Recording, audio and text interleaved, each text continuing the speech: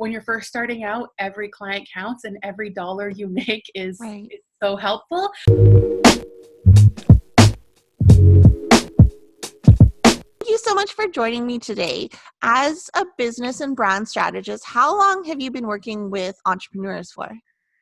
It has been nearly a decade now, like in and out in different roles. If I haven't been working for myself, I've been working for small business. So I've been in the thick of things for nearly 10 years. And your messaging is all about picking your lane. Can you explain to the viewers what that's all about? I think as small business owners, we want to please everyone. We want to be successful. We're so afraid of just getting specific because we worry that it's going to pigeonhole ourselves, like we're going to pigeonhole ourselves. So we cast these great big nets in hope to just attract all these people to buy our product or service and to learn about everything that we're doing. And it's like the worst thing. It's the worst thing you can do because for the most part, when you're starting out, it's like a one-person show and you can't afford to be in all these different directions. Right. So I really just focus in on helping people get very specific about what they want to do in a multitude of areas. So having the answer when people ask who's your ideal client and someone says everyone, that's not the right answer. It's never the right answer. And it's funny because years ago when I had launched a particular business, I had this mantra called the please mantra, and it was to please everyone. And when I did that, I was just, again, lessons learned over the years is like, it was just too much. It's impossible. You can't please everyone. So when you can get specific about who you want to work with, your messaging can become a lot easier, communicating with the right audience, knowing who you're actually trying to connect with online makes it so much easier to build stories and connections and all that great stuff.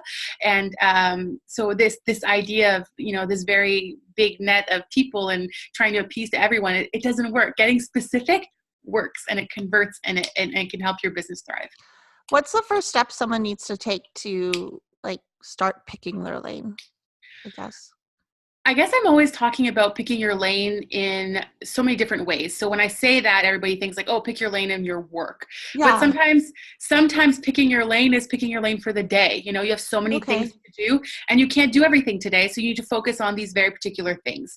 But I like to talk about these three particular areas that I think really, really help people. So first, to niche down on your area of work. So again, it comes down to that client, who you're working with, the services that you're offering. There's no need to be so elaborate with all those things. Getting to understand who your ideal client is, again, makes it so much easier to communicate with them.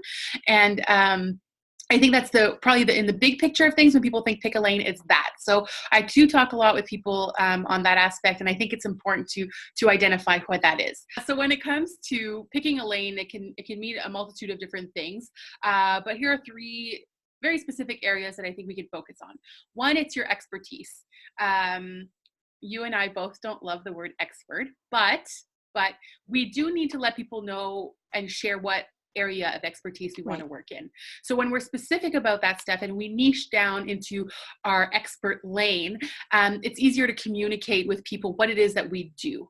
When you meet somebody and they're telling you about their product or service, they're like, well, I kind of do this, but I also do this also. And sometimes I do this. And you're like, what is it that you do exactly? Like you have no clue and you walk away from that conversation never wanting to hire that person. Where when you get really specific about it, it's really easy to communicate and people walk away thinking like, wow, she might actually be an expert in that particular thing and I might want to hire her. The next way that you can get specific and pick your lane is with your ideal client, which we mentioned. When you get specific about the type of person you want to work with, the way you communicate in person and online becomes so much easier. I know that I want to work with small business owners, but I don't want to work with small business owners who want to walk in here in a 3-piece suit and sit at a board table. That's not my style. Like, look, my mural is funky. It's got all kinds of funny things on it. I have a space that's comfortable and creative and inviting. That's the kind of client I want to work with. And I have to be confident with that and know that I'm not going to please everyone. So that's a lane that a lot of people have a hard time with because when you're first starting out, every client counts and every dollar you make is so helpful. But when you can really niche down and get specific about who you want to work with, it's so much easier to communicate and then you get more of that ideal client. And so if you have the option of working with this particular person that isn't your style, or more people that are they speak your language and they're excited about what you have to offer. I mean, it's a no-brainer. So that only comes from communicating to the right audience. And the other way to pick your lane is to choose how you want to deliver your work. Not, I think of like people who say they love to teach. You don't have to be a teacher to teach. There's a lot of people who are able to do that in different ways. Creating systems and boundaries in those lanes so that, you shouldn't be quoting out every single client and creating these big elaborate proposals all the time. You need to have systems in place so it's easy for you and you're not spending all your days creating proposals that may not result in business. So again, picking your lane is it's a mindset. It's just always going back to what it is you're all about, being focused on where you want to go and being okay with saying, nope, this is not where I belong, and focusing on the direction that you want to go. Sometimes I hear your voice in my head when I'm like, okay, what should I like work on today? And then I'm like, Karine, pick your lane. Yeah. So And I think it it's great. I think it's good. And it's not a new concept. It's not something that's, you're going to read every business book. They're going to tell you, get specific, niche down, all that stuff. But I think it goes deeper than that.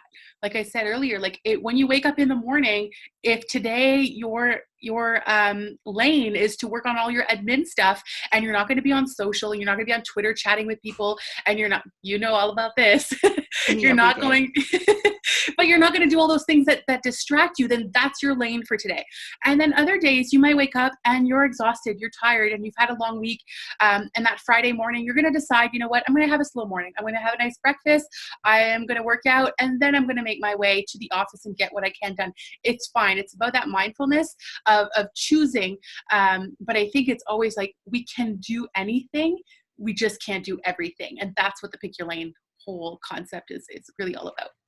Is there a particular pattern or like pet peeve, I would say, like that you see businesses doing that's like really against picking your lane? Yes. I struggle with this mostly because I think it comes from a place of worry and distress when small business owners are pitching all these ideas. Like one day they're doing this and then the next day they're doing that, and they're like all over the place. And as a strategist, I'm sitting on the back end thinking like, your business is obviously not working for you. You're going in all these different directions, trying to figure out what's going to stick. And I get that there's this trial and error period, but you need to commit to something. I've been, the pick your lane, let's say, conversation has been ongoing for about a year now for me. And it's just now to a point where people are like, so I've been watching you and I think I need to pick a lane. Like you said a while ago, you see something, you're like, I need to pick a lane. Most people who do inquiries on my website now, it starts with like, so I need to do that thing where I need to pick my lane. So I think that it's necessary to realize that it's going to take time. It doesn't happen overnight. So when I see people like just throwing all this stuff out, it hurts me because I've been there like years ago. When I started out trying to please everybody, it doesn't work. And then you lose the whole expert in a very particular area. So people don't think of you for those things because they're thinking about you. What does that person do? Like, I don't know. Like one day she's doing workshops in this area and the next day she's doing it's so mind-boggling. So I think the biggest pet peeve, and it's mostly just from a place of concern because I want to see people succeed. It's when they're just like, throwing all this stuff, especially on social. You're just like, what are you doing? What, aren't you exhausted? I'm exhausted for you. So that would be it. Okay, cool. So you have a podcast. Tell us about that, and then where can we find you online if we need help picking our lane? Yes, I just launched this podcast a few weeks ago. It's called the Sweet Without Sugar podcast. Honestly, I work here at the CoLab with other small businesses. We work together to help small businesses do all kinds of marketing things, and we were always just having real talk and real conversations. And finally somebody said, like, we should just be recording this. So the podcast is very unedited. You were on the podcast just, not long ago. And it's just conversation with real people who are in the thick of things, not sugarcoating anything, because I think there's enough fluff out there.